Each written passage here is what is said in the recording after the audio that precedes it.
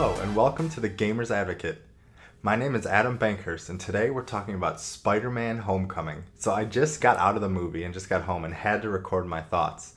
And we're going to start off with a spoiler-free discussion. And then we're going to transition into the gaming angle, as in what I think the upcoming Insomniac Spider-Man game could take from Spider-Man Homecoming, and really what can make this game something truly special. And then at the end, we're going spoilers, spoilers, spoilers. So I want to start off by saying that Spider-Man Homecoming very well may be my favorite Marvel movie. Before today, it was Guardians of the Galaxy, the original one. But Spider-Man Homecoming just has something to it that is just truly special. It's got heart, it's got character, it's got plot twists, it's got so much humor that had the entire theater laughing. And there really wasn't a boring moment. What I really liked about Spider-Man Homecoming is it really kind of lent in, as you can see in the trailers, to the Marvel Extended Universe, and it felt like this was an important story to tell. So Tom Holland as Peter Parker and Spider-Man is without a doubt my favorite Spider-Man. I enjoyed Tobey Maguire's films, and I only saw the first Andrew Garfield one. The second one I didn't even bother to see because it just felt like more of the same, and I wasn't sure why they were rebooting it and telling a very similar story.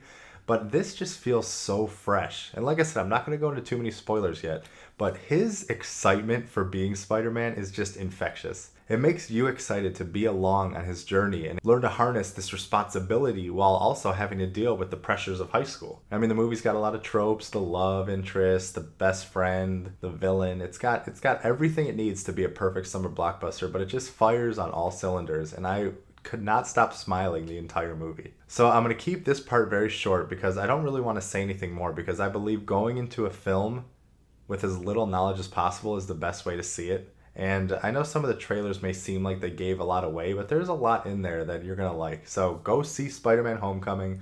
Let me know what you think and if you loved it as much as I did. But I just think it's one of the best movies of the year and one of the best Marvel movies that they've had. And Tom Holland is just such a great character to be added to the Marvel Cinematic Universe. Now, before we go into spoiler territory, I wanted to touch on the Insomniac Spider-Man game that's coming out in 2018 for the PlayStation 4, and just talk about what I think it could take from Spider-Man Homecoming. Even though the movie and the game have nothing to do with each other besides the titular character, I think what Spider-Man Homecoming really excelled at was focusing on Peter Parker and his experience as Spider-Man.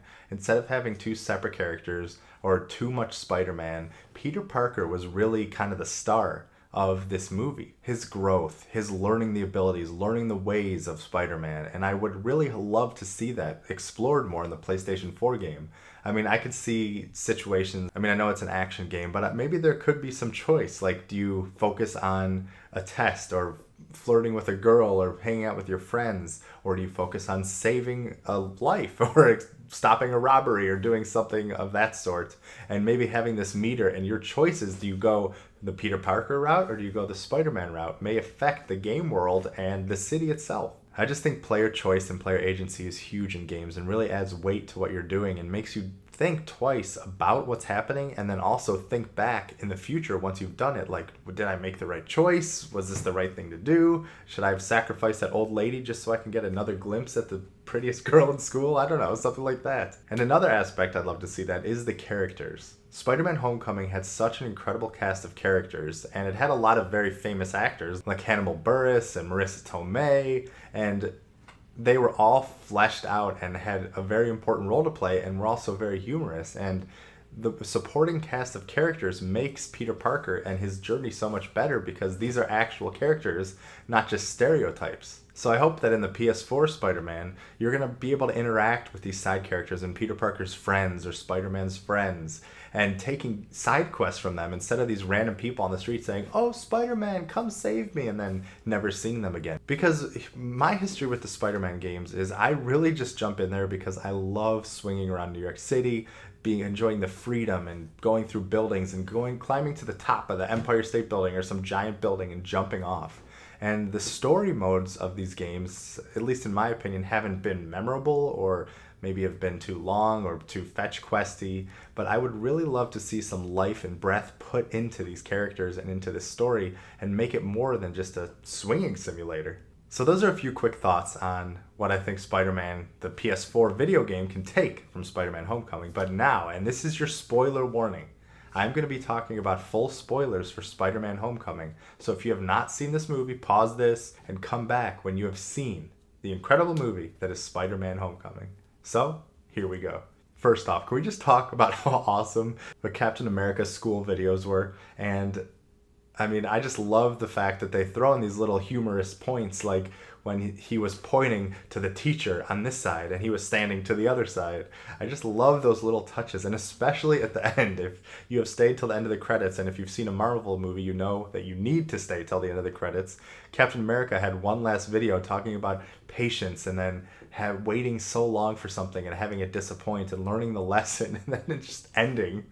And it was just such a stab at these people always waiting for credits and the kind of thing that Marvel itself created. But it was just such a wonderful jab and just played to the tone of this movie, which is humor, but it had a heart and it had a story to tell. Because the movie starts right away with Michael Keaton and his crew cleaning up the collateral damage that was caused by the Avengers trying to save the universe and being kicked out by the U.S. Department of Damage Control, which is a part of the Avengers and Tony Stark and all these guys. So he was being shunned, and he mentioned that he bought all these trucks for this job and he put everything on the line, and then they just kind of threw him to the side. And he had this skin in the game, and he lost a lot because of the Avengers feeling that they own everything and they have the right to do this stuff, and they sit on their high horses and can do whatever they want, and they don't think about the little man. Even though obviously they're trying to save the world, they don't think about the consequences of their actions. And this is really felt throughout the whole movie. I mean, Peter Parker is learning to become Spider-Man, and he's very new at it. And what I loved also about Spider-Man Homecoming is it didn't tread the familiar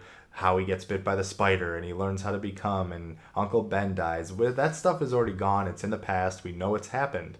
But he's still learning the ways. And he causes a lot of collateral damage, which happens in the Avengers. When he's swinging through neighborhoods, he runs through fences or knocks down a barn or interrupts a pool party and splashes all the guests. I mean, this is a boy, 14 years old or 15, as he said, who doesn't really have a full grasp of his powers. And there's just like little nods, especially even to video games, where they always talk about how Spider-Man could connect to anything with his webs. And he gets to a golf course and he tries to swing to chase someone and he can't get it. So he just shoots webs into the air, and then there's a scene of him just sprinting through the golf course. But you, as an audience member, are on this journey with Peter Parker and Spider-Man and are learning along with him. And you're also getting the perspective of his friend Ned, who is the everyman, who is the people in the audience who aren't Spider-Man, who would sit there in amazement and like, my best friend is Spider-Man? What is happening? And it's just cued so perfectly when he's holding the Death Star, which is another Disney-owned property, and it just falls on the floor in shock that his best friend is the Spider-Man. But he was a great character, trying to be the man in the control seat, and he spins around once he finally gets his wish. And he blurts out to the pretty girl at school that Peter Parker knows Spider-Man, even though Peter Parker made him swear not to say anything. And there's just these little moments in between him chasing these villains throughout the city and dealing with this crime that it gets to the heart of what people love about this high school drama and learning the ways and learning how to interact with the world. And they just play it so perfectly. And of course, we have the obvious tie to the Marvel Extended Universe and Iron Man playing a prominent role, and Happy, Jon Favreau, being his kind of handler. And they really treat him. I mean, first of all, we know that Tony Stark clearly cares for this kid and believes in him, but he doesn't show it outwardly. He shows some tough love, and the whole beginning of the movie is Peter Parker, like he's waiting for a date or a girl and checking his phone and texting and just waiting and canceling all of his plans and getting into trouble in school. He's falling behind in some of his classes and some of his events because he's just waiting to be called up because he believes that he's ready, even though it's kind of shown that maybe he isn't so ready. And it's taken to the next level when Tony Stark takes his suit away and says, "You're done." And he has to become Peter Parker. And he gives one of the most valuable lessons. And it's very important that you can take with many aspects of your life, that the suit doesn't make the man makes the suit. And if he's not comfortable as Peter Parker, then Tony Stark is right, and he has no right being Spider-Man. And he learns that he does have the inner strength. And like all of us do, that it's in there, even if we're afraid to find it. And maybe we don't believe in ourselves. But once we gain that confidence and show ourselves what we're made of, then really anything's possible. And that is your optimistic message from Adam Bankhurst. We'll be here till Tuesday. Thank you very much. And of course, we have to talk about the big plot twist that Liz's father was Vulture.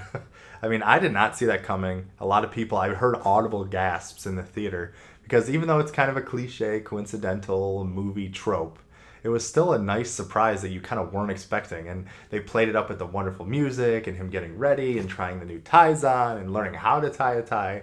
And then he opens the door and then boom, you're hit with this twist. And for the next 5-10 minutes, the scene is just so tense because Peter, I mean, he can't even focus. He can't compliment or do anything without this look on his face that his life is shattered again. He tries to enjoy happiness and enjoy being a normal teenager, but he's too deep in this and he just can't enjoy it.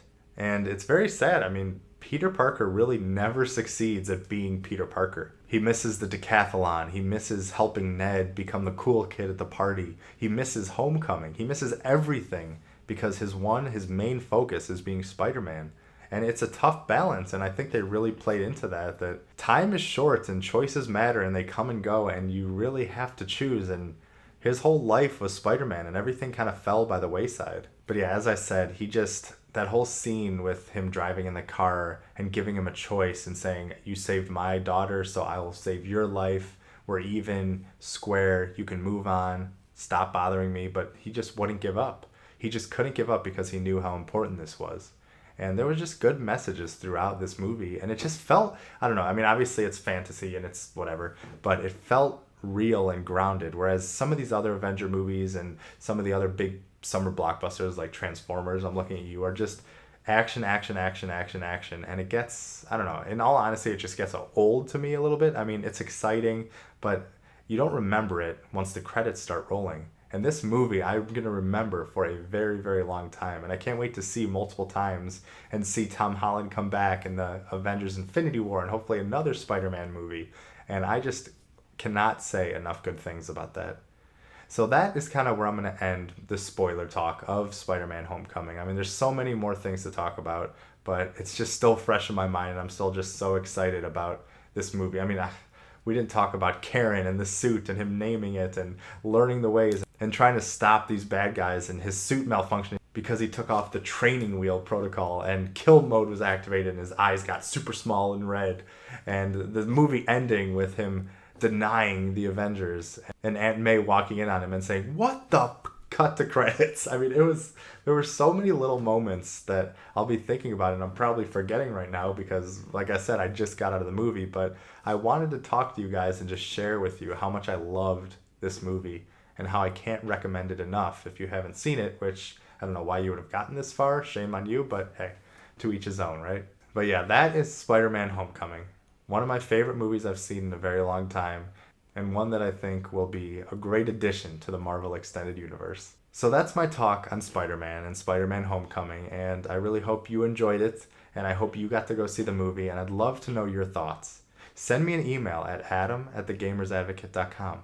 Tweet at me at Adam Bankhurst, or The Gamer's Advocate at Gamer's Advocate. Like us on Facebook, subscribe to us on YouTube, subscribe to us on iTunes, leave a comment below. Become a part of the conversation and become a part of the Gamer's Advocate family.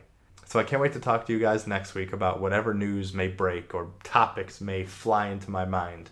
But I can't thank you enough for joining me on this journey with Peter Parker and Spider-Man.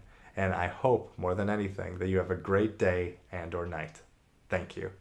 And what the